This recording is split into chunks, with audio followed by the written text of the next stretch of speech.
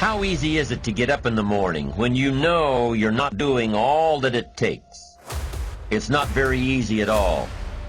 You can just lay there awake thinking, oh, what's a few more minutes in bed? It won't matter much anyway. Wrong. It does matter. It will matter. Now, how easy is it to get up in the morning when you're pouring it on, doing the best you can, anxious to get going, make progress toward your dreams? It's a whole different story.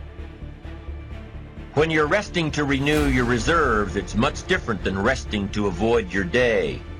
When you're psyched up and excited for your life, when you're excited for what you've planned to accomplish for the day, it's amazing. You'll wake up before the alarm clock even tries to startle you awake. Your successes fuel your ambition. Your successes give you extra energy. Your successes pave the way for more successes. It's the snowball effect. With one success, you're excited to meet another, and another, and another.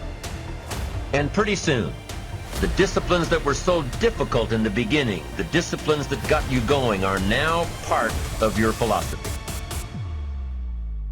How do you know when you're successful? Do you have to be a millionaire? No. All we ask of you is that you earn all you possibly can.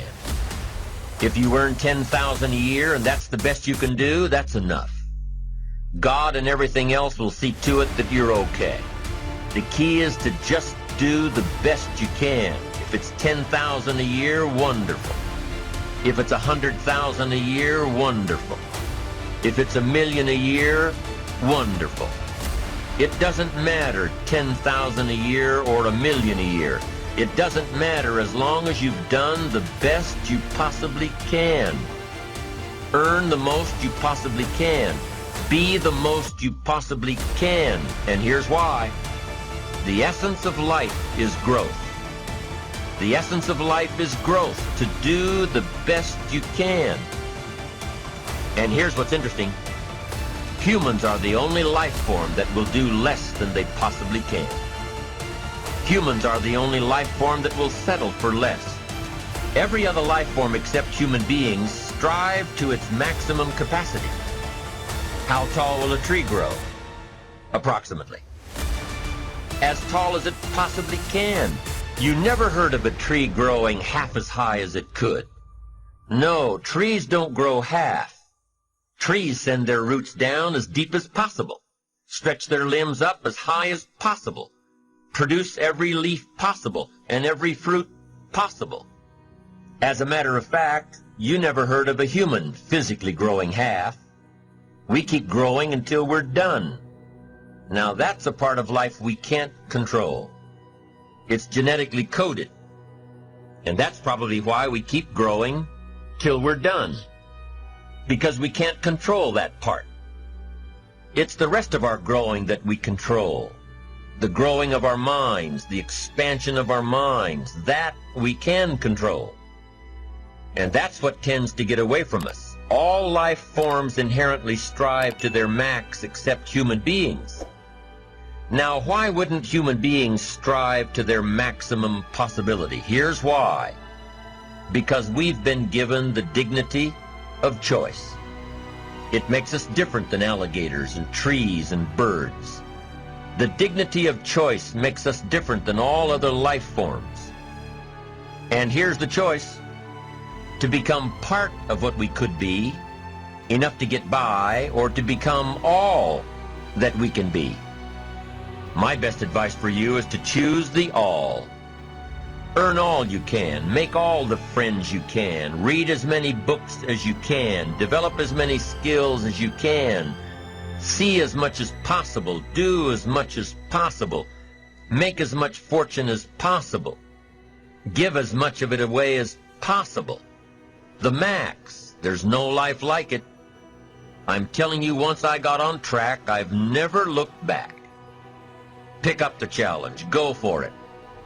Take the best of the two easies. Take the route of it's easy to get ahead. It's easy to do all you can. It's easy to succeed. It's easy to have financial freedom. The more you do, the more you get. So the two primary benefits of positive reinforcement are, number one, to build good habits, and number two, to create more energy to fuel your ambitions, your desires, your achievements. How can you isolate what's working for you and what isn't? How can you make sure that you are reinforcing your positive disciplines?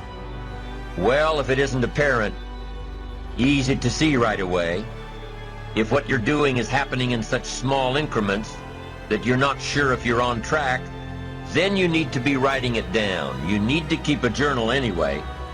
But if you really aren't sure that what you're doing is making measurable progress, you need to keep a written record. You need to write down everything that may be relevant in your day. What you did, who you saw, what you felt, how it may or may not affect you now and in the future. The best way to track your activities of the day is to write them down. The best way to track your activities of the week is to write them down. The best way to analyze your progress through the year is to have written it down. Why? So you can look back on it. Because by keeping a written record of your life, you will be more accountable. By putting into writing the action steps that you have planned, you will easily see what works and what doesn't. Most people just try to get through the day, never writing anything down, never keeping track of their progress along the way, never really knowing if they are doing all they can to reach their goals, to drive their ambition. But gifted people learn to get from the day. They don't let a day end without picking up some valuable experience, some emotional content, some idea that may positively affect their future. To get the most from a day, to learn the most from a day, you need to be able to reflect on the day. And how can you reflect on a day unless you record it in history?